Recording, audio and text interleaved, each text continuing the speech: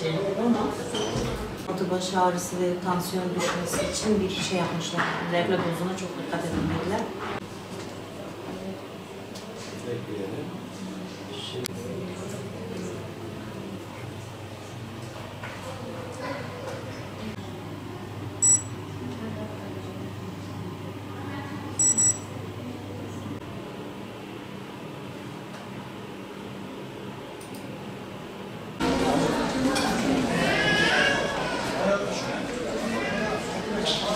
Obezite nedir? Öncelikle bundan bahsedelim. Obezite genel olarak bedenin yağ kütlesinin yağsız kütleye oranının aşırı artması sonucu boy uzunluğuna göre vücut ağırlığının arzu edilen düzeyin üste çıkmasıdır.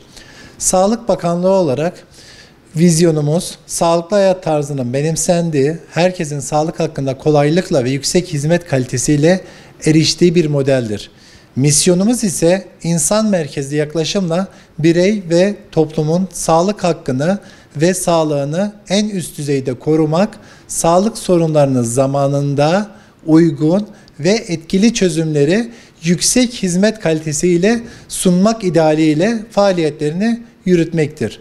Bu istikamette hazırladığımız stratejik planın bir numaralı amacı sağlıklı yaşamı teşvik etmek ve yaygınlaştırmak olarak belirlenmiştir. Sağlıklı bir topluma ulaşmak için tüm paydaşları ilgilendiren çok sektörlü bir sağlık sorumluluğu bilinci geliştirilebilir.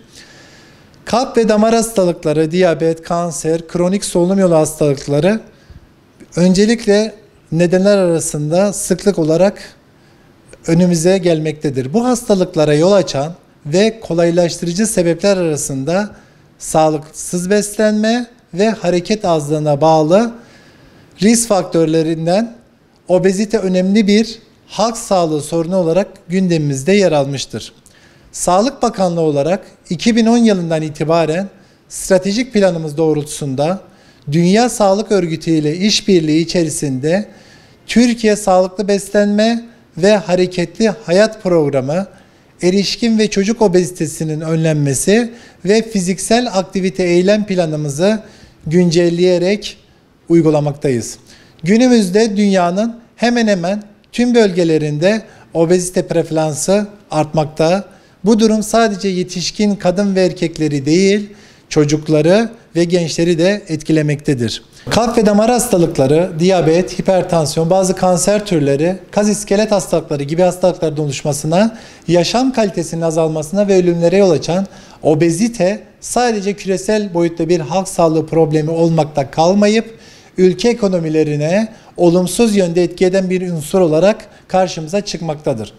Peki biz obezite olarak ne yapmaktayız Batman'da? Obeziteyle mücadele kapsamında birinci basamak sağlık kuruluşlarının başta aile hekimlerimiz olmak üzere kendilerine kayıtlı nüfus üzerinden kronik hastaların tarama ve izlemlerini yapmakta. Ayrıca obez ve aşırı kilolu olan vatandaşların sağlıklı hayat merkezlerine yönlendirmektedir.